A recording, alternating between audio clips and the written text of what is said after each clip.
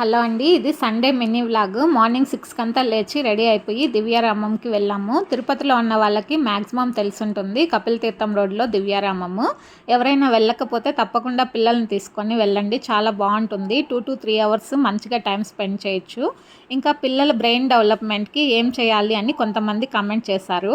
మాకు తెలిసి పిల్లలకి హెల్దీ ఫుడ్, మంచి లైఫ్ స్టైల్ అనేది చిన్నప్పటి నుంచే అలవాటు చేస్తే బ్రెయిన్ డెవలప్మెంట్ అనేది బాగుంటుంది.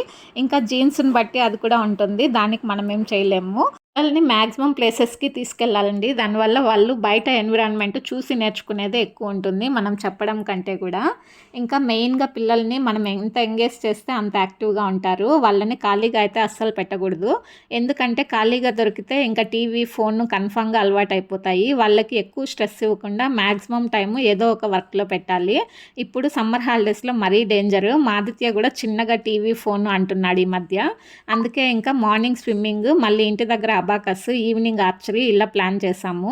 మధ్య మధ్యలో చిన్న చిన్న ట్రిప్స్ తీసుకెళ్తూ ఉన్నాము. ఊరికి ఇంకా అలానే హైదరాబాద్కి తీసుకెళ్ళాలి, అలా ప్లాన్ చేసాము. ఇప్పుడు కొంచెం బెటర్గా ఉన్నాడు. ఇలా క్లాసెస్లో జాయిన్ చేయడం కంటే కూడా మనం పర్సనల్ టైం ఇస్తే ఇంకా సూపర్.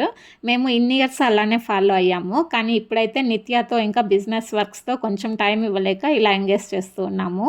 మీరు ఈ సమ్మర్ హాలిడేస్లో పిల్లల్ని ఎలా ఎంగేజ్ చేస్తున్నారో తప్పకుండా కమెంట్ చేయండి.